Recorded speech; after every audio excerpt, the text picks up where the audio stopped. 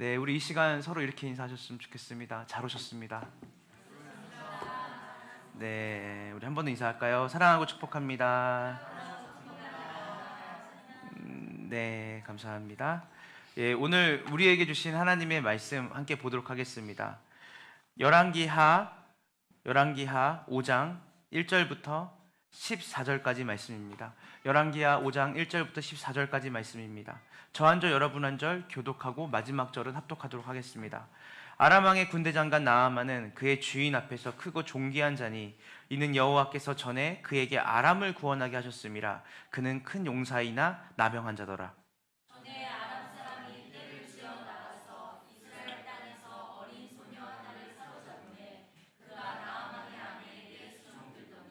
그의 여주인에게 이르되 우리 주인이 사마리아에 계신 선지자 앞에 계셨으면 좋겠나이다. 그가 그 나병을 고치리이다 하는지라.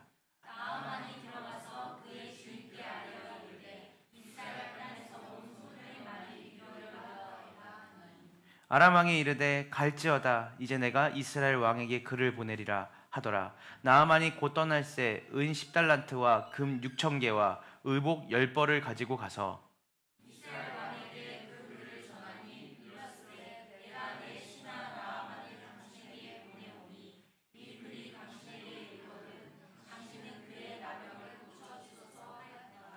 이스라엘 왕이 그 글을 읽고 자기 옷을 찢으며 이르되 내가 사람을 죽이고 살리는 하나님이냐? 그가 어찌하여 사람을 내게로 보내 그의 나병을 고치라 하느냐? 너희는 깊이 생각하고 저 왕이 틈을 타서 나와 더불어 시비하려 함인 줄 알라 하니라.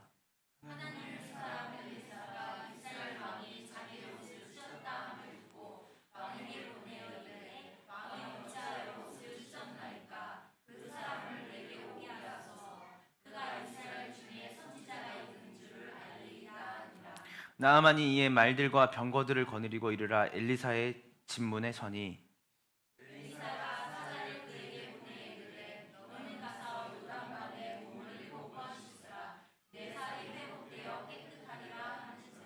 나아만이 노하여 물러가며 이르되 내 생각에는 그가 내게로 나와 서서 그의 하나님 여호와의 이름을 부르고 그의 손을 그 부위 위에 흔들어 나병을 고칠까 하였도다.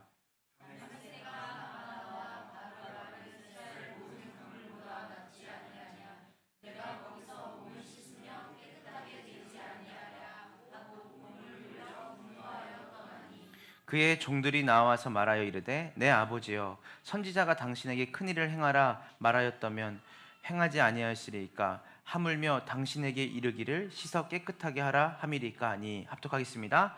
나아만이 이에 내려가서 하나님의 사람 말대로 요단강에 7번 몸을 잠그니 그의 살이 어린아이의 살같이 회복되어 깨끗하게 되었더라. 아멘. 아멘입니다. 네, 1955년도부터 2011년도까지 살다가 55세의 젊은 나이죠. 생을 마감한 전 세계에 이만큼 영향력을 현대 사회에 미친 사람이 있었을까 하는 사람이 있었습니다. 그 사람의 이름은 애플의 창업자인 스티븐 잡스라는 사람입니다. 스티븐 잡스. 여러분들이 애플은 잘 몰라도 아이폰은 알 겁니다. 아이폰을 이제 만든 사람이에요. 이 사람이 55세로 생을 마감할 때 이 사람의 통장에 있던 잔고가 8조 2천억이었다 그래요. 8조 2천억. 어마어마한 재산이죠. 근데 이제 그 사람이 이제 마지막 말로, 그러니까 유언이죠. 그가 남긴 유언을 우리가 좀 한번 되새겨볼 필요가 있죠. 이 사람이 이렇게 얘기했습니다. 죽기 전에 나는 비즈니스 세계에서 성공의 정점에 도달했다. 남들 보기에는 내 삶은 성공의 원형이다. 하지만 나로서는 이를 빼고는 즐거움이란 별로 없었다. 결국 불안, 내게 익숙한 삶에 불과하다. 지금 이 순간 병상에 누워 내 일생을 돌아보면 그토록 자랑스러웠던 명성과 부는 닥쳐올 죽음 앞에 빛이 바래고 아무런 의미도 없다는 것을 깨닫는다. 어둠 속에서 생명 연장장치에서 발산되는 초록 불빛을 바라보며 윙윙거리는 기계 소리를 들을 때 내게 점점 가까이 다가오는 죽음의 신이 내뿜는 숨소리를 느낄 수 있다. 이제야 나는 깨달았다. 살 만큼 부를 쌓은 뒤에는 부와 무관한 다른 것을 추구해야 한다는 걸 말이다. 그것은 더 중요한 그 무엇이어야 한다. 아마도 인간관계, 예술 또는 젊은 시절의 꿈 같은 것이다. 쉬지 않고 부를 추구하는 결국 나처럼 뒤틀린 인간을 만들 것이다. 다들 스티븐 잡스처럼 부자가 되기 원하거든요. IT 쪽이든 사업하시는 분이든 어마어마한 영향력을 가진 스티븐 잡스, 다 그처럼 되기 원하지만 그에게는 확실한 명가함이 있었다는 거예요. 스티븐 잡스뿐만이 아니죠. 우리가 유명 연예인들, 또 그리고 우리가 유명하고 영향력 있는 철학자들이나 교육가들의 겉에는 굉장히 화려해 보이지만 그들의 내면을 보고 그들과 대화를 나눠보면 그들의 삶 가운데 얼마나 깊은 어둠이, 자녀와의 관계, 때로는 그의 삶 가운데 해결되지 않는 트라우마, 또 그 안에 조절되지 않는 그런 어떤 분노 조절에 대한 실패들. 그래서 우리는 너무나 밝고 화려한 사람들이 우리에게는 굉장히 동경의 대상이 되기도 하고 우리가 바라보고 따라가야 될 사람처럼 보이지만 실제로는 그들에게는 확실한 명이 있다면 확실한 암도 있다는 것을 우리는 잘 알 수 있죠. 이 스티븐 잡스도 그 예가 아니었다는 거예요. 오늘 이 본문, 여러분이 지금 이제 1절부터 14절까지 읽었었던 본문에는 하나의 스토리가 있어요. 스토리.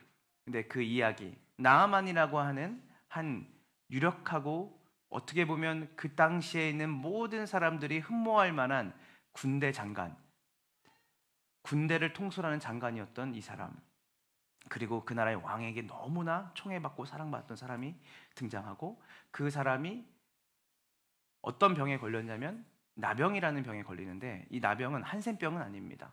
우리가 생각하는 뭐 감각을 못 느끼는 병은 아니고요, 실제로는 몸이 썩어 들어가는 피부병입니다. 그래서 이 나아만을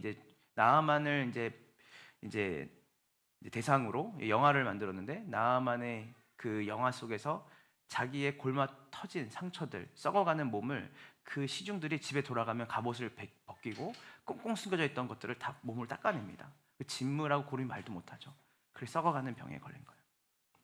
근데 그 나아만이 결국은 엘리사라고 하는 선지자의 말을 통해서 그의 몸이 깨끗하게 고침받는, 그 선지자를 통해, 여기서 선지자는요 하나님의 말을 전하는 사람입니다.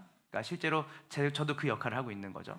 그러니까 하나님의 말씀을 전하는 사람의 말에 순종해서 요단강이라는 강에 건너서 자기 몸을 깨끗이 씻었더니 나았더라. 오늘 그 내용입니다. 이 내용이.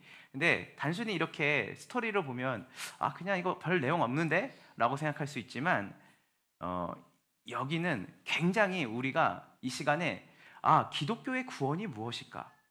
기독교의 구원이라는 것은 이런 것이구나 라고 하는 그 구원에 대한 그 핵심 내용들이 이 짤막한 이야기 속에 다 들어있습니다. 그래서 오늘 여러분들이 집중해서 말씀을 들으면 교회가 뭐고, 교회가 왜 존재해야 되고, 또 왜 기독교의 복음, 그러니까 기독교가 말하는 그 가르침을 왜 우리가 믿어야 되는지에 대해서 여러분들이 그 가치와 그 원리를 명확하게 알 수 있는 오늘 말씀 시간이 될 줄로 믿습니다. 여러분, 성경책은 매우 두껍죠? 성경책 두꺼워요. 그래서 성경책 읽다가 포기하는 사람 많습니다. 창세기 1장은 열심히 읽죠. 하나님이 천지를 창조하셨구나. 그러다가 갑자기 창세기 읽다가 출애굽기 넘어가면 그때부터 졸렸기 시작하고, 레위기를 읽다 보면 그만 읽어야겠다 싶죠. 그러니까 거의 대부분이 성경 통독을 할 때 딱 부딪히는 게 뭐냐면 레위기죠. 근데 성경책이 매우 두꺼워요. 그래서 내용 파악하기가 정말 힘들죠. 근데 우리가 성경을 다 구체적으로 세세하게 읽어서 정답을 도출할 수도 있지만, 성경 전체가 말하는 바가 이겁니다 라고 역사 속에서 성경책을 수천 번, 수만 번을 읽고 연구했던 분들이 성경의 내용은 무엇입니까? 라고 하나의 메시지를 딱 우리에게 준다면, 그것은 뭐냐면 바로 하나님과 인간의 관계예요. 뭐라고요? 하나님과 인간의 관계예요. 그래서 성경은 하나님과 인간의 관계에 대해서, 그러니까 관계성에 대해서 이야기한 책입니다. 여러분, 그런 의미에서 성경은 굉장히 허상에 뜬 어떤 허무맹랑한 전설이나 신화 이야기가 아니에요.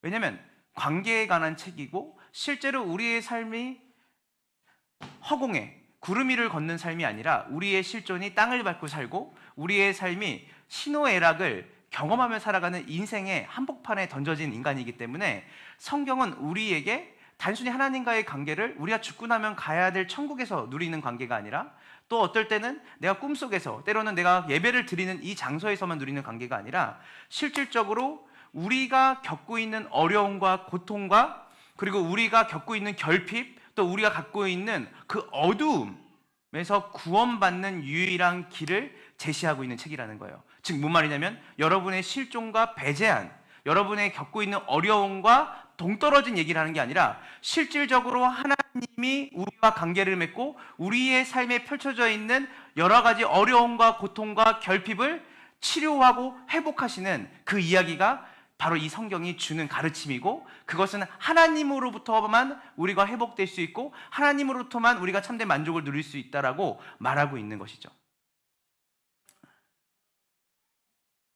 다들 고통이 있죠. 오늘 본문의 1절을 우리가 한번 다 같이 한번 살펴봤으면 좋겠습니다. 1절 다 같이 보겠습니다. 준비 시작. 아람 왕의 군대 장관 나아만은 그의 주인 앞에서 크고 존귀한 자니 이는 여호와께서 전에 그에게 아람을 구원하게 하셨습니다. 그는 큰 용사이나 나며 간자더라. 자, 우리 본문을 잠깐 멈춰주세요. 자, 이 아람이라는 곳은 지금의 시리아 땅입니다. 시리아 아시죠, 나라? 그 시리아의 군대 장관으로 있었던 나아만, 이 사람이 전에 아람을 구원하는 일이 있었어요. 아람을 구원하는 일. 네, 이 시리아라고 하는 그 나라가 이제 전쟁을 했는데 그 전쟁에서 구원하게 했는데, 이 말은 뭐냐면 전쟁에서, 큰 전쟁에서 승리하게 했다는 거예요, 이 장관이. 그랬더니 이 왕이 얼마나 이 나아만을 귀하게 여겼는지, 그를 굉장히 존귀하게 여겼고 그를 귀하게 여겼고, 그는 그 아람이라고 하는 그 당시의 강대국이거든요. 그 시리아에서 그를 모르는 사람이 없을 정도로 영향력이 있던 사람이에요. 여기까지 너무 좋죠. 와, 진짜 멋진 인생이잖아요. 스티븐 잡스처럼 아이폰을 개발하고 진짜 전 세계적으로 영향력을 끼치고, 어떻게 보면 우리가 갖고 싶고 누리고 싶은 모든 것을 누릴 수 있는 사람처럼 보였던 사람이 이 나아만이에요. 이 당시에 스티븐 잡스죠. 그런데 자 보세요. 구원하게 하셨습니다. 그는 큰 용사였죠. 엄청난 정치력과 군사력과 힘을 가지고 있던 사람이었어요. 모든 사람이 흠모할 만한 영향력이 있는 사람이었어요. 근데 성경은 그에게 뭐라냐면 그는 큰 용사이나, 영어 성경을 보니까 but, 그러나 그는 뭐였더라? 나병한 자였더라. 겉으로 볼 때는 너무나 화려하고 겉으로 볼 때는 너무나 위대한 사람이고 모든 사람이 흠모할 사람이지만, 그러나 큰 용사였지만 그는 나병한 자였어요.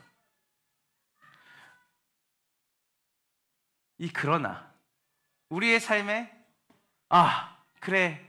그래도 이 정도면 괜찮은 삶이지, 그러나 이 괜찮은 삶에 우리에게는 꼭 한 가지씩 뭐가 있냐면 아킬레스 건 같은 게 있어요. 이것만 있으면 그래도 지금 괜찮은 것 같은데, 그것만 생각하면, 내 삶에 내가 가지고 있는 그 소유에 이것만 더 있더라면, 아니 이것을 소유하고 이것을 바라고 이것을 얻었지만 그래도 괜찮다 싶었는데, 그러나라고 하는 인생 안에서 우리에게 씻기지 않는 트라우마와 걱정과 염려와 고민이 끊이질 않는다는 것을 성경은 우리에게 이야기하는 겁니다. 여기서 말하는 나병 환자는요, 사실은 그냥 아까 얘기했던 것처럼 피부병, 그러니까 단순히 살이 썩어 들어가는 병에 걸렸다라는 것을 의미하는 것을 넘어서, 성경은 이 나병을 얘기할 때 구약과 신약에서 죄의 모형 그리고 죄의 실내로 나병이라는 말을 자주 씁니다. 그러니까 이게 바꿔 쓸 수 있는 거죠. 육체적으로는 피부가 썩어져가는 그 병을 얘기하지만 실제로는 죄를 말할 때 이 나병과 이 한센병을 이제 등장시키는 거예요. 문둥병을. 근데 여러분, 제가 지난 시간에 여러분에게 말씀드렸지만 이 죄라는 것은, 여러분 이 죄라는 개념을 명확하게 알아야 되죠. 이 죄는 어떤 살인하고 비방하고 남에게 해코지를 하고 우리가 뭔가 나쁜 짓을 하는 게 죄라고 생각하는데, 그것은 죄의 열매지 죄가 아닙니다. 죄는 조직신학적으로 죄는 관계입니다. 관계 용어예요. 그러니까 하나님과의 관계가 깨어진 것을 성경은 죄라고 말해요. 세상은 윤리적으로 도덕적으로 범죄한 것을 죄라고 말하잖아요. 그러나 성경은 우리가 생각할 때 윤리적으로 도덕적으로 범죄한 모든 것들이 죄가 아니라 그것은 죄의 열매요. 죄는 하나님과의 관계가 깨어진 상태예요. 그러니까 지금 뭐냐면 하나님의 부재, 우리가 집에 가면 부재 중입니다 하잖아요. 하나님이 없는 상태를 뭐라 그런다고요? 죄라고 얘기해요. 그래서 우리가 오늘 이 말씀을 그냥 오늘 제가 설명을 이렇게 앞에서 죄가 뭔지를 설명하고 이렇게 얘기했다면 눈치가 빠르신 분들은 아실 거예요. 아, 오늘 단순히 나아만이라고 하는 한 사람이 큰 용사였는데 피부병에 걸려가지고 죽기 일보 직전인데 그 사람이 그냥 고침을 받은 이야기를 얘기하고 싶겠구나. 그게 아니죠. 오늘은 이 죄에 대한 이야기를 하고 싶은 거예요. 이 문둥병에 걸린, 이 한센병, 이 썩어 들어가는 이 피부병에 걸린 이 사람이 바로 우리 존재를 의미하는 것이고, 우리는 겉으로 볼 때는 다 화려하고 겉으로 볼 때는 그냥 문제가 없어 보여요. 어떤 경제학자 이러더라고요. 세상에 가난이 보이지가 않는데요.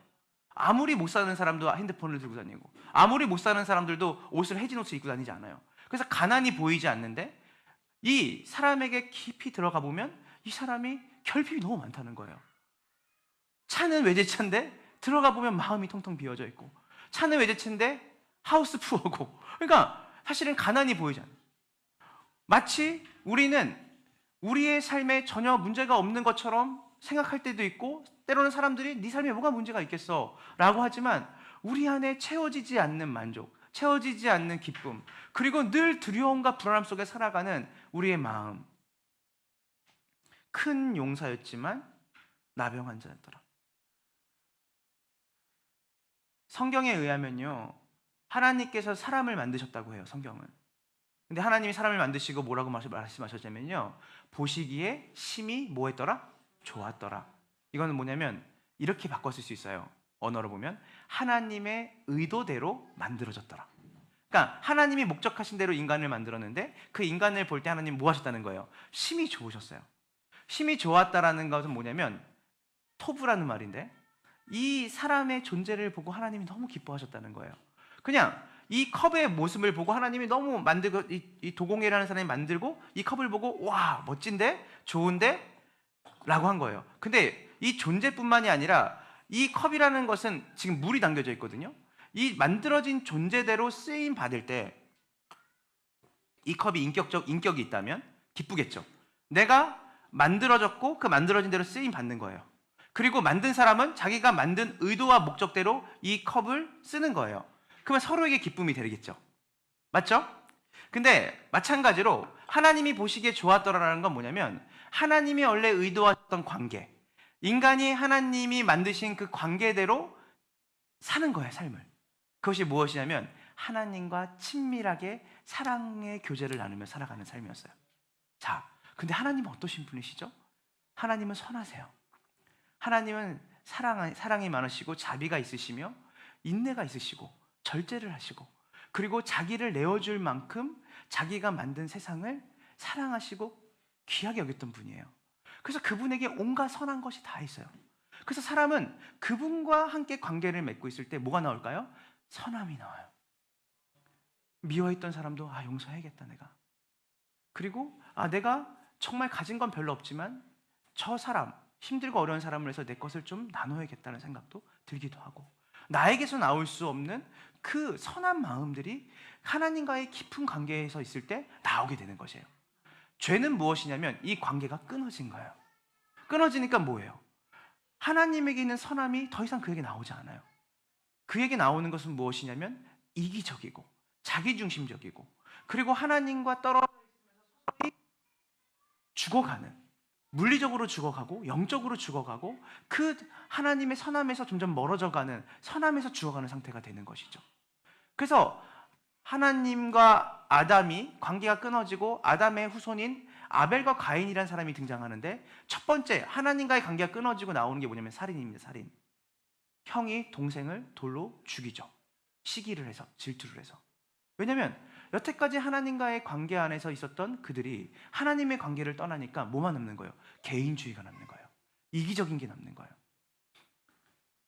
그래서 성경에 의하면 처음 인간, 하나님이 만드신 인간의 원래 원형은 하나님 안에서 하나님과의 바른 관계를 갖고 그 하나님 안에서 참된 만족과 기쁨을 누리는 존재로 하나님이 만드셨다고 얘기해요. 근데 하나님과의 관계가 깨어졌어요. 하나님과의 약속을 인간이 어겼어요. 이게 선악과 사건입니다. 동산에 있는 중앙에 있는 실과를 하나님이 먹지 말라고 했어요. 왜냐하면 그것은 이 만들어진 이 동상과 이 모든 세상이 누구의 것임을 기억하게 하는 것이냐면 이것은 네가 만든 게 아니라 내가 만든 거야. 여러분 그거 아시죠? 우리가 컵을 보면 메드 인 뭐라고 써 있잖아요. 메드 인 차이나, 메드 인 코리아. 근데 사실 우리가 누가 만든지를 잊어버릴 때가 많아요. 마치 원래부터 있었던 것처럼, 마치 내가 힘과 능력이 있어서 이거를 내가 만든 것처럼 생각해요. 하나님이 그것을 방지하기 원하셨어요. 아담이 자신이 하나님이라고 생각하지 않게 원하셨어요. 하나님이 이 모든 것을 만드시고 그것을 누구에게 선물로 주신 거예요? 우리에게 주신 거예요. 근데 인간이 이거 내 건데? 이거 내가 내 힘으로 한 거야. 내가 한 거야. 그것을 하나님께서 방지하시기 위해서. 왜냐하면 창조주이신 하나님 안에 인간이 거할 때 마치 이 컵이 만들어진 목적대로 살아갈 때 가장 기쁜 것처럼 인간은 하나님 안에 있을 때 가장 기쁘고 만족스러운 존재로 살 수 있는데 그가 스스로 창조주의 위치에 올라갈 때 그는 실 끊어진 연처럼 하늘로 올라가는 것이고 화분에 심겨졌던 그 꽃이 그 식물이 뽑혔을 때 당장은 죽은 것처럼 보이지 않지만 서서히 죽어가는 것처럼 만족된 삶, 기쁨의 삶을 살 수 없다라는 것을 하나님은 아담에게 주지시킨 거죠. 근데 아담이 그것을 깼어요. 그가 하나님처럼 되고 싶었어요. 그게 하나님과의 관계가 깨어진 결정적인 이유였어요. 깨어지고 나니까 그의 몸을 그가 지켰어야 됐어요. 그래서 에덴 동산에서 쫓겨나자마자 그의 아들들은 성을 쌓았어요. 전에는 성을 쌓지 않아도 됐어요. 왜냐하면 모든 만물을 다스리시는 하나님이 그들의 삶을 돌보셨거든요. 그 사랑이 많으시고 선하신 하나님이 그들의 삶을 품고 사셨거든요. 근데 더 이상 하나님과의 관계가 유지될 수 없었던 그들 스스로 깼던 그 관계에 그들이 할 수 있는 건 뭐냐면 자기의 몸과 자기의 안위를 자기가 스스로 챙기고 자기의 생명을 보존하는 비참한 신사에 놓여지게 된 거예요. 단순히 물리적인 것만이었을까요? 아니요. 사람은 육체로만 만들어진 게 아니에요. 여러분 정서라는 게 있어요. 여러분 감정이라는 게 있고요. 또 여러분에게 죽음을 두려워한다는 것은 여러분 죽음 너머로 가본 적이 없잖아요. 여러분은 영혼에 대한 여러분 안에 심겨져 있는 씨앗이 있어요. 왜냐하면 하나님이 여러분을 영혼 속에서 만들으셨고 하나님이 여러분을 단순히 고기 덩어리로 어떤 물리적으로 만들었다면 여러분은 그냥 짐승처럼 사는 거예요. 그러나 여러분에게 하나님은 영적인 감각을 주셨어요. 그리고 여러분의 삶 가운데 먹고 마시는 것만으로 만족하지 못한 존재로 하나님이 여러분을 만드셨어요. 하나님으로 만족하는 존재를 만드셨어요. 하나님으로 기뻐하는 존재를 만드셨어요. 하나님으로 숨을 쉴 수 있는 존재를 만들었어요. 근데 그것이 깨어진 거예요. 오늘 우리는 이런 생각을 늘 해요. 만약에 내가 그 자리에 간다면, 만약에 내가 그것을 소유한다면, 만약에 내가 원하는 것을 이룰 수 있다면 그 바람이 여러분들에게 이루어지지 않아서 여러분들이 지금 결핍을 사는 것이 아니에요. 여러분 생각해 보세요. 우리는 어릴 때부터 이런 바람을 갖고 살았어요. 제가 어렸을 때 갖고 싶었던 게 게임기였거든요. 게임기. 제가 기억나요. 초등학교 4학년 때인가 5학년 때인가 아버지가 생일 선물로 그때 당시에 슈퍼 알라딘 보이라고 하는 16비트 게임을 사주신 거예요. 근데 삼성전자의 아버지가 저를 데리고 가는데 친구들이, 제가 경기도 파주 문산 출신이잖아요. 그러니까 친구들이 논밭에서 놀고 있더라고요. 그 문산역 가는 쪽에 삼성전자가 유일하게 하나 있었는데, 대리점이 읍에. 내가 이제 아버지 손잡고 이제 가니까 친구들이 물어봐요. 문채라는 친구가 너 어디 가? 했더니 나 오늘 슈퍼 알라딘 보이 사러 간다 했더니 친구들이 그때도 기억나요. 우와 막 이래요. 그래서 내가 이랬어요. 그래, 슈퍼 알라딘 보이만 있으면 내 삶에 내가 진짜 결핍은 없을 거다. 내가 더 이상 너네랑 놀 일이 없을 거다. 나는 이 게임기가 우리 집에 있으니까. 그래서 게임기를 사가지고 집에서 슈퍼소닉이라는 것을 줬어요. 그 당시에 처음 팩으로. 그 소닉이라는 팩을 가지고 밖에 안 나갔어요. 어머니한테 엄청 혼났죠. 너는 맨날 오락만 하냐, 게임만 하냐. 진짜 너무 행복한 거예요. 일주일 동안 그렇게 어머니 눈을 피해서 몰래 TV에 연결해가지고, 그냥 TV에 연결했거든요. TV 연결해서 하다가 어머니 들어오시는 소리를 막 빼가지고 이렇게 다시 집어넣고, 이렇게 하면서 일주일 동안 친구랑 만나지도 않고 놀았는데 웬걸요, 한 1, 2주가 지나니까 재미가 없는 거예요. 즐겁지가 않아요. 그 다음에 또 갑자기 마음에 갈망이 있었던 게 중학교 올라가서 컴퓨터였어요. 그 당시에 매직 스테이션이라는 컴퓨터가 삼성에 또 나왔어요. 그래서 그 컴퓨터를 아버지가 또 생일 선물로 해주셨어요. 그 당시에 너무 기뻤어요. 너무 감사했어요. 그런데 한두 달 지나니까 이 컴퓨터도 그렇게 저한테 큰 바람이. 제가 뭘 말하고 싶냐면요, 여러분들이 지금 스티븐 잡스처럼 내가 8조 2천억을 가져봐야 내가 이런 얘기를 할 수 있지, 이게 아니에요. 여러분의 삶에는 늘 자그마한 성취감이 있었고 여러분의 바람들이 조금씩 이루어져서 여러분들이 그 행복감과 만족감을 일시적이지만 누렸던 순간들이 다 가지고 계실 거예요. 근데 여러분 어떠세요? 그 바람들이 여러분들에게 영원한 기쁨을 주던가요? 여러분에게 영원한 만족을 주던가요? 그렇지 않다라는 거예요. 항상 어떤 바람이 이루어져도 우리는 무언가 또 부족한 것이 생기고 또 만족이 되어지지 않아요. 이것이 성경은 하나님 없는 인생이라고 얘기하는 거예요. 제가 비관주의 같나요? 제가 비관주의라서 이런 말을 하는 게 아니에요. 현실을 이야기하는 거예요. 제가 부러워할 만한 인생을 모든 사람이 부러워할 만한 인생을 사는 사람들을 저는 자주 만납니다. 그러니까 우리가 생각하는 법조인도 만나고 그리고 의료 쪽에 종사하는 분도 만나기도 하고 사업하시는 분도 만나게 되고 그런데요 대부분 이분들이 겉으로 볼 때는 좋은 차에 좋은 집에 좋은 직장을 다니고 좋은 것들을 누리며 사는데 막상 이분들이 제가 목사니까 약간 자기의 이야기를 많이 해요. 상담을 하다 보면 이분들이 뭐라고 말하냐면 인생이 즐겁지가 않은 거예요. 삶이 행복하지 않다고 해요. 그래서 이분들이 계속 뭐해? 계속 집착해요. 사람에게 집착하기도 하고 어떤 소유에 집착하기도 하고 또 그리고 어떤 관계에 집착하기도 하고 술에 집착하기도 하고 노름에 집착하기도 해요.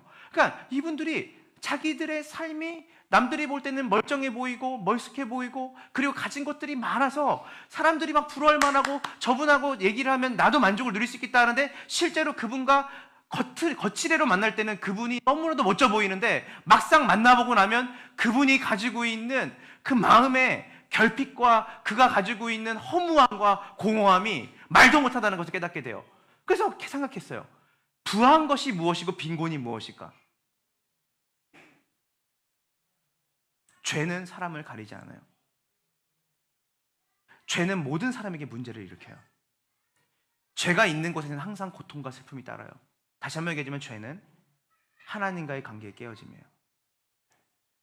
하나님과의 관계가 깨어진다는 것은 부자는 안 깨어지고 부자는 만족을 누리고 부자는 하나님과 관계 친밀하고 가난한 사람은 친밀하지 못하는 게 아니에요. 누구는 스펙이 좋고 학벌이 좋아서 이 죄가 없는 게 아니에요. 모든 사람이 아담이 타락한 이후에 아담이라고 하는 하나님이 원래 만드신 대표적인 인간이 하나님 관계에 끊어지고 난 이후에 온 인류는 하나님과의 관계의 깨어짐 속에서 오는 결핍이 다 그들에게 있는 것이에요. 성경은 명확하게 얘기해요. 인생의 고통. 이 젊은 목사가 무슨 인생을 안다고? 아니요. 저는 제가 경험한 인생의 고통을 연세든 누군가에게 또 때로는 연장자에게 말하고 싶은 게 아니라 성경은 모든 사람은 한 명도 빠짐없이 고통과 낙심과 좌절 속에 산다고 말해요. 그 이유는 하나님과의 관계가 깨어진 죄의 결과라고 얘기를 해요. 그래서 죄의 문제는 모든 인간에게 있는 것이고 그것이 해결되지 않으면 사실은 우리는 잠깐의 쾌락을 즐기는 쾌락주의로 갈 수밖에 없는 것이고요. 허무주의로 갈 수밖에 없어요. 그래서 모든 철학자들, 우리가 알고 있는 대단한 철학자들이 항상 그들의 글을 뭘 하냐면 두 글자로 끝나요. 두 문장으로. 인생은 허무하다. 인생이 허무하기 때문에 죽으면 끝이기 때문에 우리는 이 땅에서 얼마든지 우리가 누릴 수 있는 모든 쾌락을 즐기며 살아야 된다고 얘기해요. 쾌락주의 아니면 허무주의로 빠져요. 그러나 이것도 사실은 근본 치유가 될 수가 없는 거예요. 허무함이 끝나지 않아요. 쾌락을 찌락적인 것들을 아무리 해도 그것이 끝나면 다시 엄청난 결핍이 찾아오고 공허함이 찾아와요. 죄죠. 죄의 문제예요. 근데 이 죄의 문제는 인간이 가지고 있는 능력으로 해결할 수 있을까요? 해결할 수가 없어요. 우리 5절, 6절을 한번 볼게요. 5절, 6절 다 같이 보겠습니다. 시작. 아람 왕이 이르되 갈지어다 이제 내가 이스라엘 왕에게 글을 보내리라 하더라. 나아만이 곧 떠날새 은 10달란트와 금 6,000개와 의복 10벌을 가지고 가서 이스라엘 왕에게 그 글을 전하니 일렀으되 내 신하 당신에게 보내오니 이 글이 당신에게 이르거든 당신은 그의 나병을 해요. 자 보세요. 5절 6절을 보니까 나아만은 그 시리아 그 당시에 아람 왕에게 총애를 받는 군대 장관이었잖아요. 근데 그 나아만이 이제 쉽게 말해서 자신이 이런 중증의 피부병에 걸렸다는 거, 몸이 썩어가는, 그러니까 목숨을 잃을 만한 피부병에 걸렸다는 것을 자기 왕에게 고백을 하죠. 그랬더니 이 고백을 들은 시리아의 왕이 되게 노심초사하는 거예요. 왜냐면 너무나 뛰어난 군대 장군이잖아요. 장관이고. 그래서 이 사람을 잃고 싶지 않으니까 이 사람을 낳을 수 있는 방도를 이 사람이 들었을 때 이 사람이 낳을 방도를 가지고 있는 그 나라의 왕에게 편지를 써요. 나 시리아 왕인데 이스라엘 왕 좀 들어봐. 내가 나아만 보낼 테니까 나아만의 병을 고쳐줘. 이렇게 얘기한 거예요. 자, 여러분 보세요. 근데 그냥 보내지 않았어요. 은 10달란트와 금 6,000개와 의복 10벌. 사실은 이게 지금의 돈으로 환산하면 8천억 원이래요. 거의. 금, 은을 합해서 그 키로수를 따지면 이제 계량하면 8천억과 함께 누구에게 보낸 거예요? 이스라엘 왕에게 보낸 거예요. 왜냐하면 그 이스라엘의 왕의 권력과 힘이라면 그 땅에 있는 모든 의술과 의학을 동원해서 나아만이라고 하는 자기의 장군을 고쳐줄 수 있다고 생각이 드는 거예요. 근데 여러분, 몸부림쳤지만 이 왕이 뭐라고 얘기하냐면 이렇게 말해. 이스라엘 왕이 나아만을 보내고 그 8천억이 되는 그 엄청난 금은보화를 보내서 시리아 왕이 보냈더니 이스라엘이 뭐라냐면 이걸 내가 어떻게 고쳐? 이렇게 된 거예요. 아니 이거 빌미 삼아서 전쟁하려고 그러는 거 아니야? 이렇게 보내놓고 막상 내가 못 고치는 거 뻔히 알면서, 그러니까 뭐냐면 불치병이었다는 거예요. 여러분 생각해 보세요. 고칠 수 없는 병인데 8천억까지 보내서 내가 편지까지 써서 나보다 더 강한 나라의 왕이. 그랬더니 이스라엘 왕이 옷을 찢었어요. 여러분 성경에 보면 옷을 찢는단 말 자주 나오거든요. 왕들이 옷을 찢어요. 이거는 여러분 문화거든요. 옷을 찢는 말은 뭐냐면 그만큼 나라가 비상시국이고 모든 백성들은 나라가 얼마나 위기 상황인지를 알라고 하는 퍼포먼스예요. 왕이 옷을 찢었다는 건 옆에 있는 사람들 다 보면서 이거 큰일 났구나. 이거 사이렌이구나 진짜. 그만큼 이 이스라엘 왕과 아람 왕도 서로 절박했지만 서로 두 사람도 이 병에 대해서 어떻게 할 수 없었어요? 치료할 수가 없는 거예요. 여러분 제가 말했잖아요. 죄의 문제는요 사람이 치유할 수 없어요. 성경은 그 얘기를 하는 거예요. 아무리 놀라운 권력을 가지고 아무리 한 나라를 좌우지할 수 있는 힘을 가진 왕들조차도 사실은 이 나아만이 가지고 있는 이 나병, 이 피부병을 고칠 수 있다 없다? 없었어요. 세상은요 오늘도 많은 사람들이 자신 안에 해결되지 않는 문제, 결핍의 문제, 만족함이 없는 문제, 우울의 문제, 그리고 미움, 시기, 질투, 원망, 분노를 해결하려고 지금도 노력해요. 엄청 상담하기 엄청 발달되어 있어요. 심리학이 발달되어 있어요. 가정생활을 위한 정보를 주고 가정생활에 상담을 하는 상담소가 너무나 많아요. 여러분 오윤영 박사라고 아시죠? 얼마나 자녀들과 부모의 관계가 문제가 많아요. 부부와의 관계 문제 얼마나 많은지 우리는 이미 미디어를 통해서 예전에 쉬쉬했던 문제들이 이제는 다 오픈해서 등장하기 시작해요. 얼마나 많은 사람들이 돈의 문제, 여러분 제가 유튜브를 키면 나오는 게 다 뭐냐면 부동산에 관한 거예요. 주식에 관한 거예요. 어떻게 하면 부자 되는 법. 그걸 다 누가 올리냐면 20, 30대 유튜버들이 올려요. 젊은이들이 어떻게 하면 내가 지금 가지고 있는 이 결핍을 해결할 수 있을까? 그 물질만 많이 가지면 해결할 수 있겠다. 내가 지금 이 결혼의 문제, 이 관계의 문제를 어떻게 하면 해결할 수 있을까? 유력자, 권력자, 또 이거에 대해서 많이 공부한 사람에게 내가 상담을 드리면 해결할 수 있겠다. 근데 여러분 여러 기관들이 생기고 여러 전문가들이 생기지만 여러분 다 아실 거예요. 세상은 나아지지 않아요. 점점 악화되고 있어요. 예전보다 더 개인주의가 팽배하고요. 이전보다 이혼율은 몇십 배나 많아졌어요. 지금은 제가 최근에 읽은 리서치를 보니까 거기에 10가정이 결혼하면 4.5가정이 이혼을 하는 세상이에요. 그렇게 많은 결혼 상담소가 있고 그렇게 많은 관계 회복을 위해서 노력하는 미디어가 나오고 하지만 여전히 세상은 관계 회복에 대해서 어떤 일도 할 수 없어요. 증상에 대해서는 얘기할 수 있어요. 이거 이렇게 하면 안 됩니다. 그러나 그 증상을 가져오는 근원에 대해서 누구도 치유할 수 없다는 거예요. 오늘 이스라엘 왕도 아람 왕도 나아만이라고 하는 권력자도 자신이 가지고 있는 이 질병을 치유하고 싶었지만 누구도 이 질병을 치유할 수 없어요. 권력자도 왕도 힘이 있는 그 사람도. 죄의 문제예요. 죄의 문제는 사람이 해결할 수 없어요. 여러분은 내가 왜 이렇게 우울하지? 나에게 지금 여기 청년들 있어요. 이성 친구 없어서 내가 이렇게 우울한가? 나는 왜 이렇게 마음이 고단하지? 그래 내가 아직까지 경제적 자유를 누리지 못해서 이렇게 고단한 것일까? 그래 그것만 해결되면 내가 되겠다. 아니에요. 이 부분은 우리가 가지고 있는 어떤 증상에 대한 부분은 그 증상을 우리가 코피가 난다고 해서 휴지로 코를 막는다고 해야 되는 건 아니에요. 코피를 가져오는, 코피를 나게 하는 그 근원을 파악해서 그 핏줄을 터져쓰는 핏줄을 봉합해서 그 피를 멈추게 해야 되는 것이에요. 성경은 우리에게 신기루와 같은 책이 아닙니다. 굉장히 현실적이고 실제적인 답을 우리에게 주는 거예요. 너 왜 이렇게 외로운지 아니? 너 왜 이렇게 결핍이 많은지 알아? 왜 네 삶에 만족이 없는지 알아? 하나님이 없어서 그래. 그 문제, 그 의사도, 그 문제, 네 친구도, 그렇게 네가 원하는 그 술 친구도 네 문제 해결하지 못해. 물질이 1,000억, 2,000억, 몇 조를 가지면 네 삶이 여유로울 것 같니? 내가 보여줄게. 역사 속에 수많은 부를 가진 사람들이 어떻게 종말을 맞이했고 그들의 삶에 얼마나 많은 결핍이 있는지. 여러분, 진짜 여러분들이 자서전, 여러분이 그렇게 역사 속에 좋아했던 인물들의 비판적 자서전을 봐보세요. 비판적인 뭐예요? 이 사람의 좋은 것만 보려고 하는 게 아니라 이 사람의 명과 암을 동시에 쓴 자서전을 보면 이분들의 삶에 가정이 깨어져 있고 이들의 삶에 우울증이 있고 사람들을 만나는 것에 대해서 기피하고 공황장애가 있고 갖지 못하는 것에 대한 끝없는 욕망이 있어서 그것을 추스릴 수 없는 인간의 본성적인 모습이, 본성적인 결핍이 그들의 자서전에 고스란히 놓여져 있어요. 어떻게 하면 이 문제를 해결할 수 있을까? 그 왕인가? 내가 가진 힘과 권력인가? 세상은 인간의 그 어떤 힘과 능력으로도 이 문제를 해결할 수 없다고 얘기해요. 이 문제는 하나님만이 해결할 수 있어요. 저는 여러분이 그걸 믿으셨으면 좋겠어요. 오늘 하나님께서 정말 여러분의 마음에 이것이 믿어지는 은혜가 있기를 간절히 역사하시기를 간절히 소망합니다. 자, 그러면 이 나아만이 결론적으로는 병을 고쳤잖아요. 그렇죠? 오늘 이 스토리에서 나아만은 병을 고쳐요, 안 고쳐요? 고치잖아요. 그러면 이제 우리가 어떻게 고치는지를 알아야 될 거 아니에요.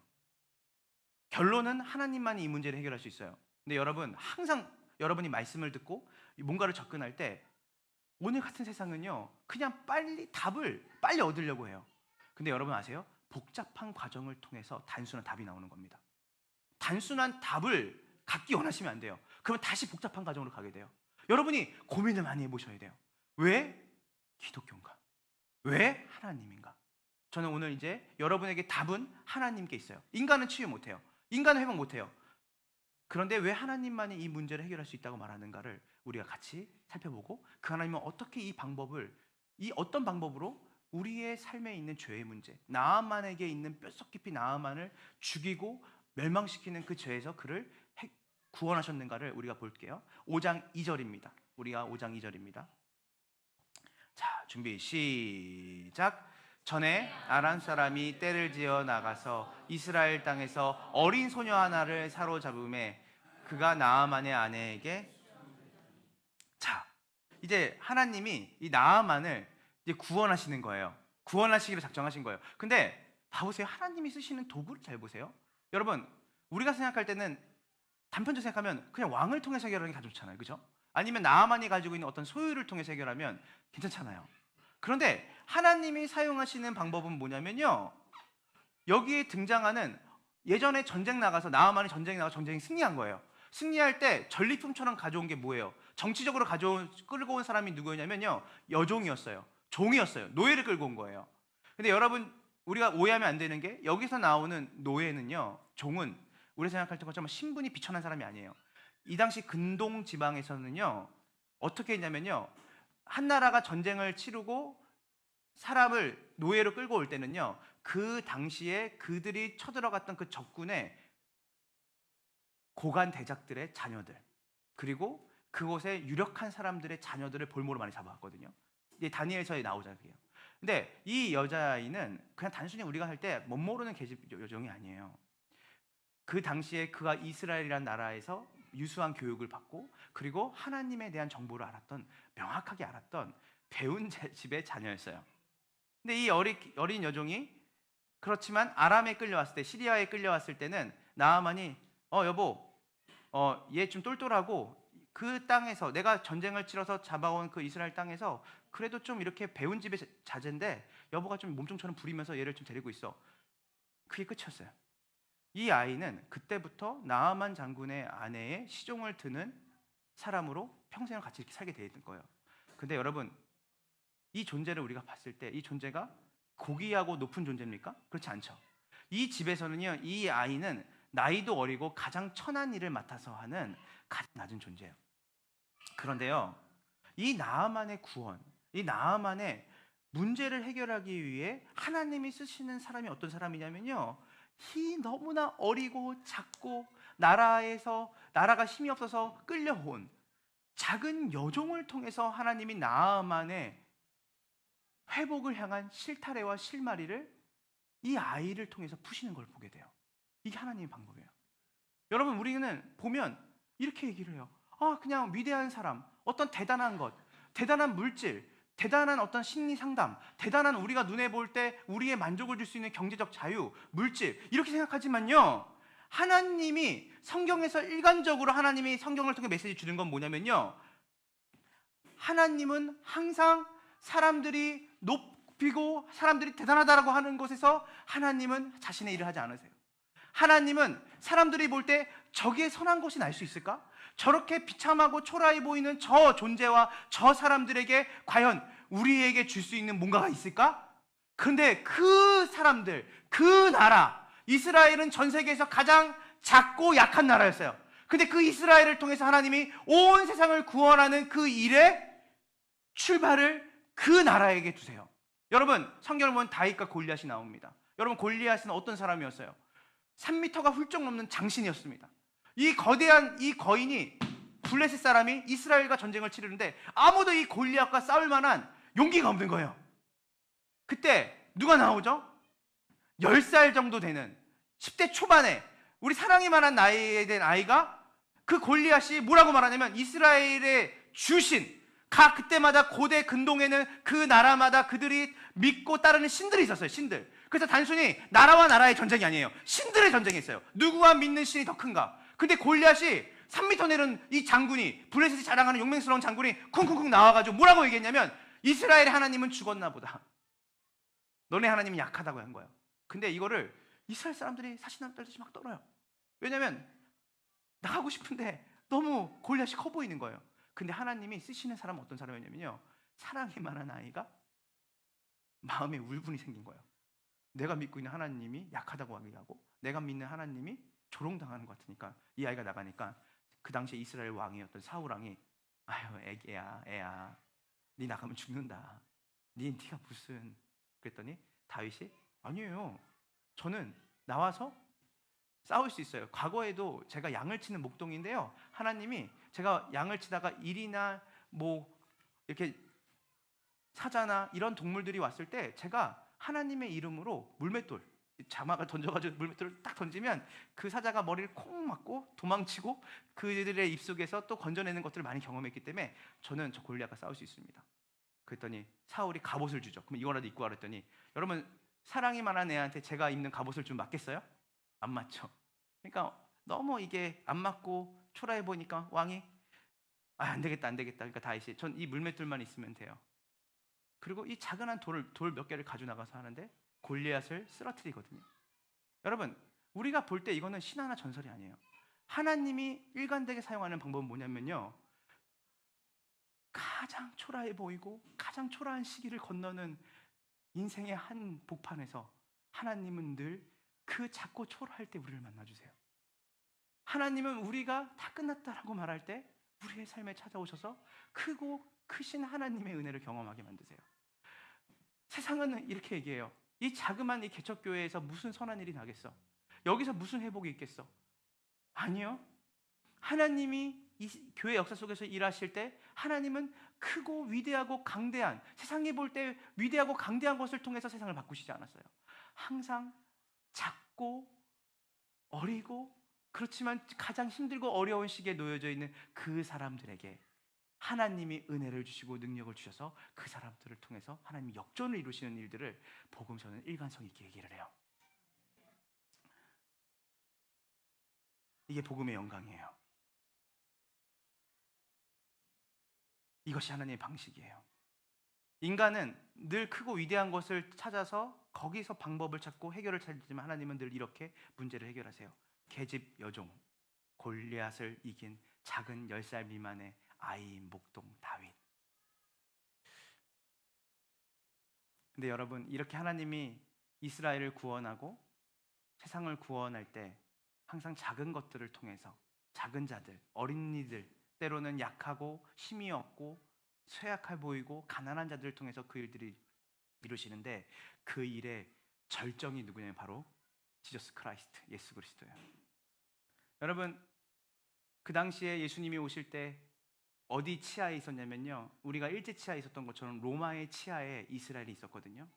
그래서 그 이스라엘 사람들은 늘 성경에서 약속한, 하나님이 예전부터 조상들에게 약속한 것처럼 여기서 우리를 구원할 메시아, 우리를 구원할 구원자를 기다렸는데, 그러다 보니까 자연스럽게 크고 위대한 왕으로 올 그런 구원자를 기다렸어요.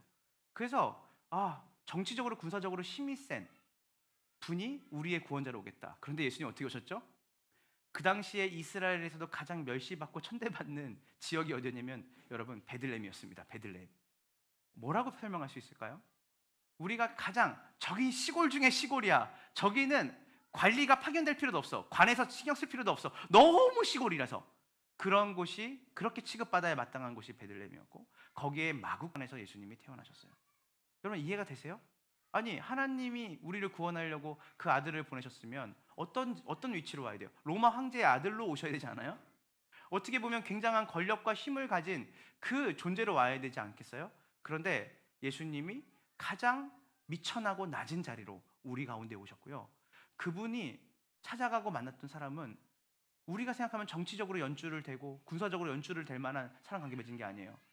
삭개오 같은 사람, 혈루증 걸린 여인과 같은 사람, 그리고 너무나 삶의 비참함과 힘듦 때문에 허덕거리는 사람들, 예수님이 그들을 만나시고 그들의 이야기를 들으시고 그들을 안아주시고 그들을 치유하고 회복하시는 일을 해요. 그리고 장렬하게 전쟁 나가서 전사하신 것도 아니에요. 십자가라고 하는 형틀에 숨도 제대로 쉬지 못하고 죽으셨어요. 사람들이 말했어요. 저게 어떻게 하나님이야? 저게 어떻게 우리 구원자야? 근데 그거 아세요? 여러분, 그분의 상과 그분의 죽음을 통해서 우리의 죄의 문제가 해결되는 놀라운 일을 하나님이 하세요. 우리가 볼 때 너무 보잘것없고, 우리가 볼 때 너무나 미천한, 세상으로 볼 때는 어떻게 저분을 하나님이라고 믿을 수 있지? 라고 했던, 로마 시대 때 그리스도가, 예수님이 십자가에 죽으신 예수가 하나님이시라고 할 때 사실은 로마에 있는 사람들이 미련하다고 했거든요.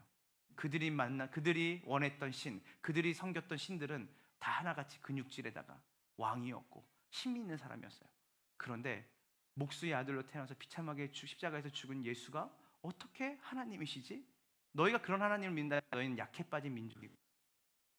그런데요, 하나님께서는 그 예수님을 통해서 우리의 죄를 그분이 대신 지게 하셨고, 그분이 그 죄를 대신 지시고 십자가에 죽으심으로 말미암아 그분을 믿는 모든 자들에게 하나님과의 바른 관계가 회복될 수 있게끔 하셨어요. 여러분, 죄는 아까 관계의 문제라고 했잖아요. 하나님과 관계. 예수님이 십자가에 죽으실 때 여러분, 십자가가 수직과 수평으로 되어 있어요. 우리는 생각할 때 이 죽음이 무슨 의미인지 잘 모를 거예요. 여기 계신 세 가족분들도 계시니까. 그러나 예수님이 십자가의 죽음은 수직적으로 하나님과의 바른 관계를 회복하는 죽음이었어요. 그분이 우리의 죄를 지고 대신 죽으셔야 우리의 죄의 문제가, 하나님과 깨어진 관계가 회복될 수 있었어요. 그 회복이 돼야 뭐가 일어나죠? 수직적으로 이웃과의, 사람과의 관계가 회복이 돼요. 참된 결혼, 참된 나라와 나라와의 관계, 우리의 주변과 사람들과의 만족하고 깊은 사랑의 관계로 들어갈 수 있는 유일한 길은 낮고 천한 베들레헴의 마구간으로 오셔서 별 볼 일 없이 십자가에서 죽으신 것 같은 그분의 놀라운 은혜와 사랑을 경험한 그 사람들이 사실은 그 일들을 능히 수직적으로 관계의 회복과 화복을, 참된 만족을 누릴 수 있는 존재가 된다는 것을 믿으시기를 간절히 소망합니다. 세상은 교회에, 그리스도에게 관심이 없습니다. 특별히 많이 가진 사람들, 그리고 자기가 좀 뭔가 대단한 것을 이루었다는 사람들은 교회에 관심이 없죠. 그리고 예수님이 관심이 없어요. 왜냐하면 나아만처럼 자기가 가진 힘으로 모든 걸 할 수 있다고 생각했을 거예요. 그런데 인생의 어둠이 찾아오고 겉으로 볼 땐 화려하지만 여전히 문둥병 같은 그러나라고 하는 그 고칠 수 없는 그 질병 가운데 있는 그 마음과 심령을 주님께서 두드리실 때 비로소 이 문제는 내 스스로 내가 가진 힘으로 해결할 수 없다라는 것을 주님이 경험하게 하시고 느끼게 하실 때, 그때가 바로 여러분이 주님께 나올 때입니다. 말씀을 마무리하려고 합니다. 갈라디아서 1장 4절을 우리 한번 다 같이 보겠습니다. 시작. 그리스도께서 하나님 곧 우리 아버지의 뜻을 따라 이 악한 세대에서 우리를 건지시려고 우리의 죄를, 대속이 뭐예요? 대신 우리의 죄를 씻기기 위해서 자기 몸을 주신 거예요. 이게 십자가 사건이에요. 죄의 문제의 해결은 누구만 할 수 있어요? 예수님만 할 수 있어요. 그리스도께서 우리의 죄의 문제를 해결하러 이 땅에 오신 거예요. 교회를 다니러, 왜 교회를 다니냐고 누군가 물어볼 거예요, 여러분한테. 넌 교회를 왜 갈 때? 교회 다니면 그래도 마음이 평안하고 부자가 되고 성공하고 번영이 있으니까. 아니에요. 성경은 우리에게 뭐라고 얘기하냐면 우리의 죄를 사하시고 우리에게 진정한 만족과 기쁨과 충만한 은혜를 주실 수 있는 유일한 길은 그 죄의 문제가 해결되는 방법밖에 없는데, 그 죄의 문제를 해결할 수 있는 예수 그리스도를 믿으려고 이 교회에 오는 것이에요.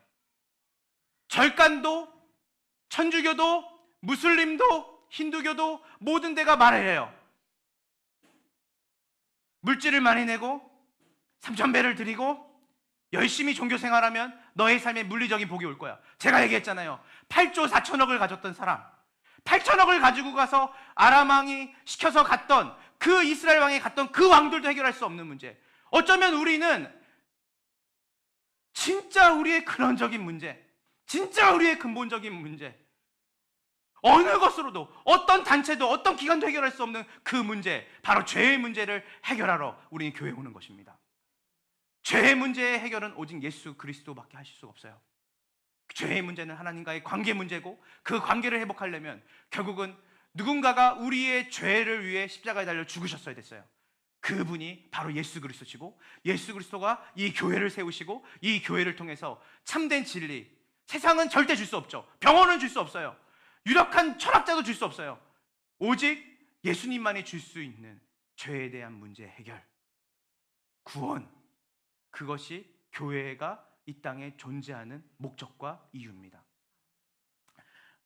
로마서 1장 16절을 다 같이 읽겠습니다. 준비 시작. 이 복음을 부끄러워하지 아니하노니 이 복음은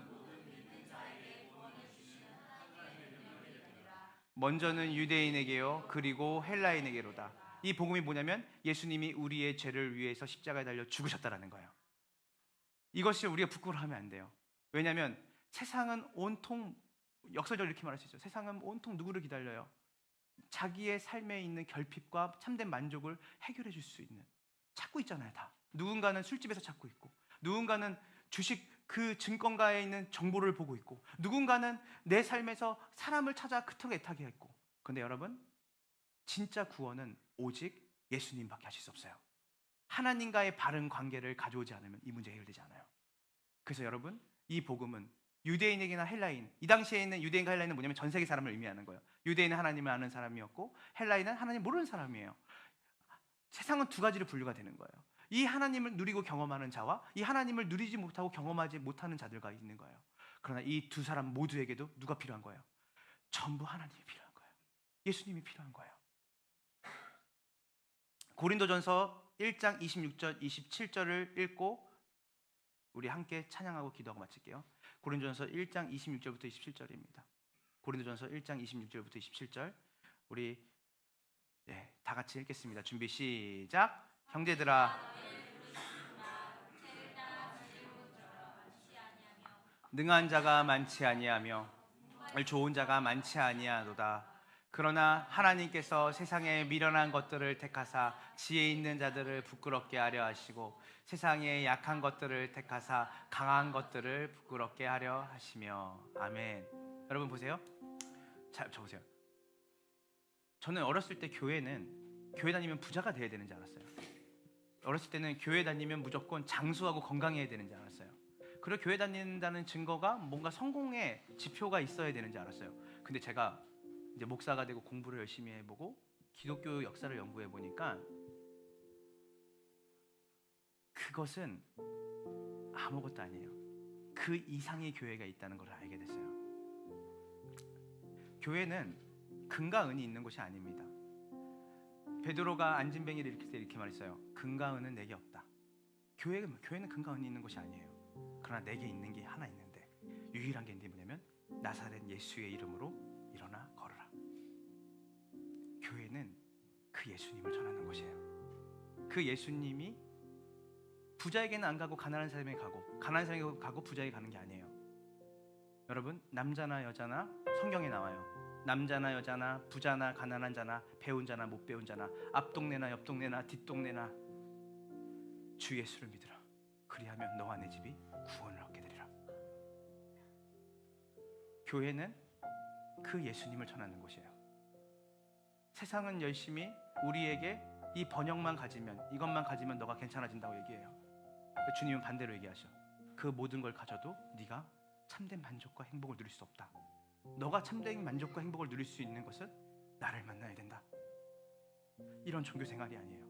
진짜 그분께 기도하고, 그분께 내 삶을 드리고, 그분과 동행하고, 사람으로서 얻을 수 없는 만족을 하나님께로만 누리게 되고, 그 만족과 사랑을 누리게 되니까 그것이 흘러넘쳐서 다시 내 이웃들에게, 내 가족들에게 흘러가고, 그리고 여러분, 부활 때는 모두가 멋지게 사는 것처럼 보이는데 가난할 때도 그렇게 멋지게 살 수 있을까요? 있죠. 그래서 말하는 거예요. 문벌이 있는 자가 어디 있냐. 세상에 보면 그렇게 가난한 자를 통해서 하나님이 부자들을 부끄럽게 하고, 무명한 자 같은데 유명하고, 가진 것 없는 것 같은데 가진 거 없는 사람이 모든 사람을 부욕해 하는 넉넉함이 있는 거예요.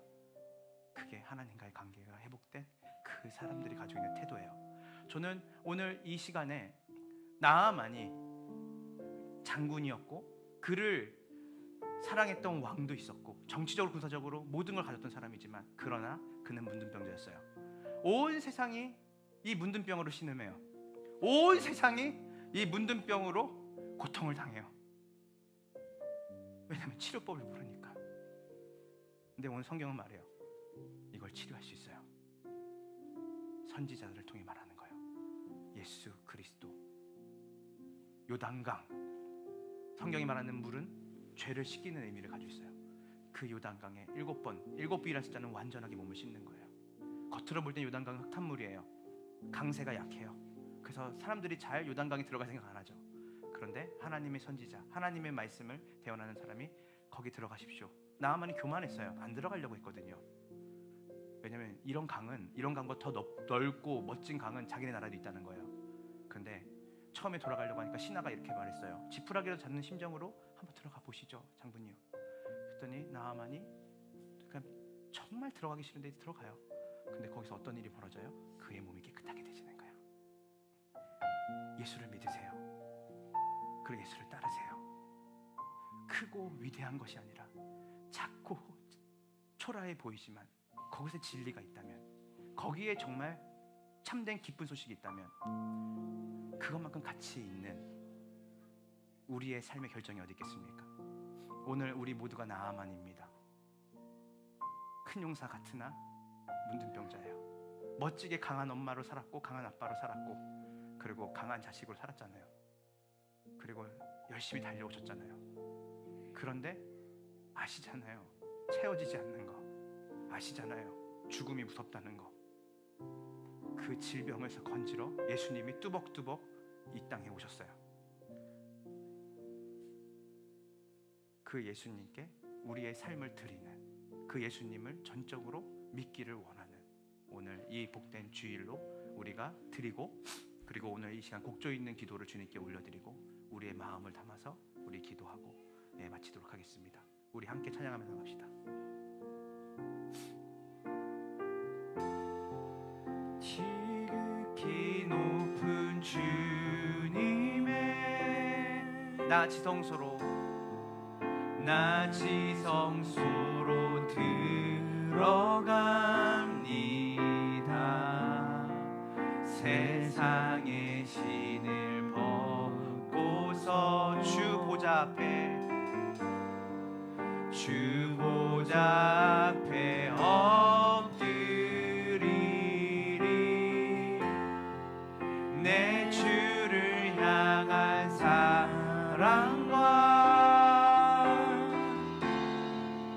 그 신뢰가 사그러져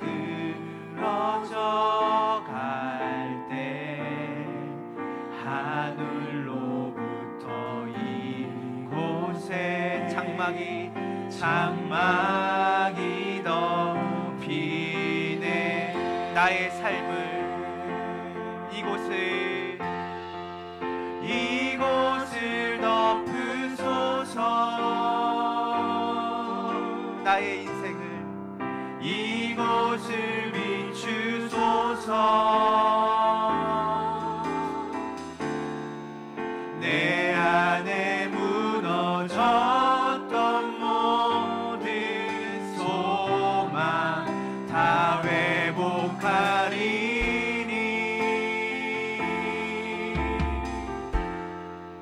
이곳을 지나소서.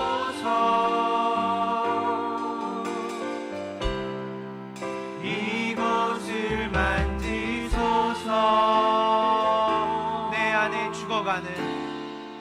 내 안에 죽어가는 모든 예배 다 살아나리라. 이곳을 덮으소서. 이곳을 덮으소서. 내 삶을 이곳을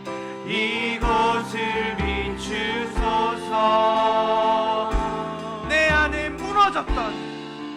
내 안에 무너졌던 모든 소망 다 회복하리니.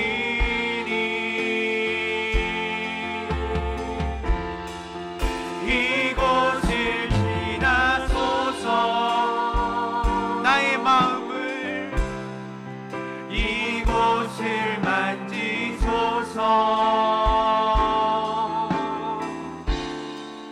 내 안에 죽어가는 모든 예배 다 살아나리라. 우리 목소리로만 찬양합시다. 이곳을 덮으소서.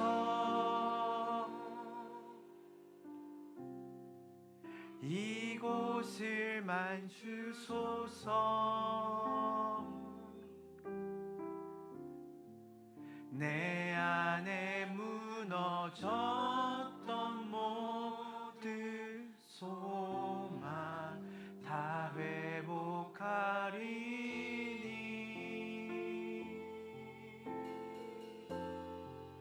이곳을 지나소서.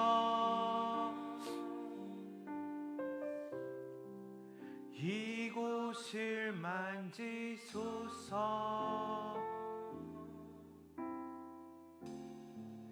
내 안에 죽어가는 모든 예배 다 살아나리라. 우리 이 시간 우리 눈을 감고 우리 이 시간 함께 기도하며 나갈 때 하나님, 스티븐 잡스가 하나님 제 모습인 것 같습니다. 하나님, 나아만이 제 모습입니다. 하나님, 그것이 있으면, 그 바람이 이루어지면 하나님 괜찮아질 것 같았는데, 또 하나님 그것이 이루어지면 내 삶에 만족이 있을 것 같고, 또 그것을 실제로 이루었지만 하나님 소소하게 이루고 내가 성취하며 나왔지만 하나님 진짜 만족과 기쁨이 제 삶에 있지 않았습니다. 하나님, 죽음이 두렵습니다. 하나님, 제 삶에 하나님 참된 만족과 기쁨을 온전하게 누려본 것이 언제인지도 모르겠고, 그것이 내 삶의 바램으로 하나님 내가 가지고 살지 못하는, 어떠면 포기하고 그냥 이게 인생이지, 살았던 인생이 우리의 삶일지도 모르겠습니다. 그런데 오늘 성경은 얘기합니다.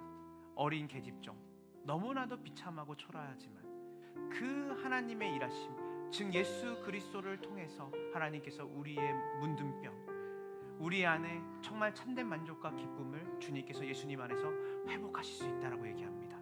하나님, 오늘 제 마음에 찾아와 주셔서 하나님, 나의 지치고 나의 결핍된 마음 안에 하나님 주님의 빛을 비춰주시고 주님 저를 만져주시고 저를 안아주십시오. 하나님, 돈과 명예와 권력이 아니라 예수가 필요합니다. 하나님, 오늘 이 주일에 우리 온라인으로 오프라인으로 예배를 드린 모든 사람들에게 오늘 이 시간 함께 하나님의 은혜를 구하며, 하나님, 오늘 나아만이 입었던 그 은혜 저도 입기 원합니다.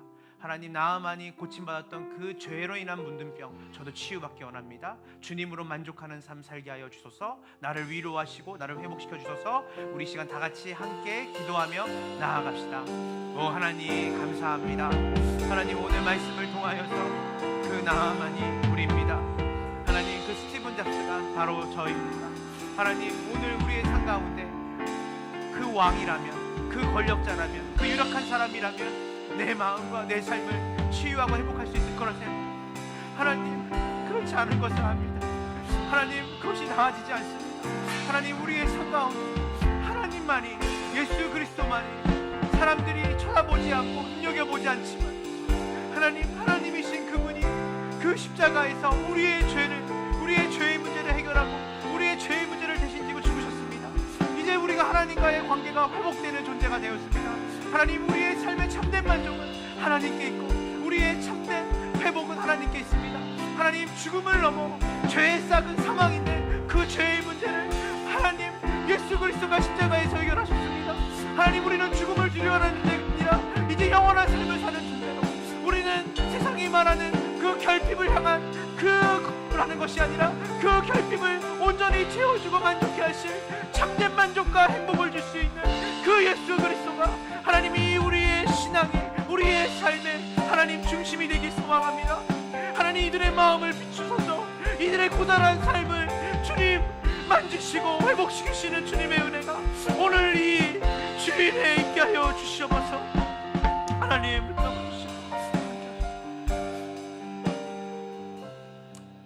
오 하나님, 감사합니다.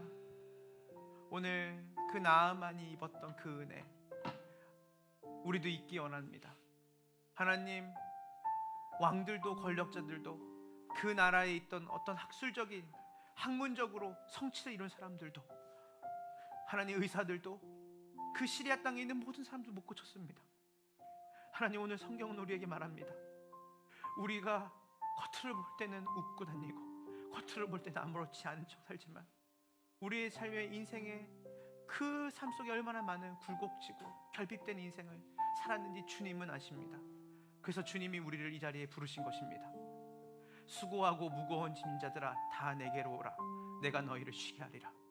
오늘 하나님과의 바른 관계, 그 선하시고 풍성하신 그 은혜로우신 하나님의 품에 안길 수 있도록 예수님이 이 땅에 우리의 죄의 문제를 지고 십자가에 죽으셨습니다. 그 예수님을 만나게 하십시오. 그 예수님을 누리게 하십시오. 그 예수님을 믿는 역사가 오늘 이 주일에 이 설교를 듣는 모든 자들에게 있을 수 있도록 인도하여 주시옵소서. 하나님, 교회는 번영을 얘기하는 것이 아니라 예수님만이 참된 소망이라고 말하는 곳입니다.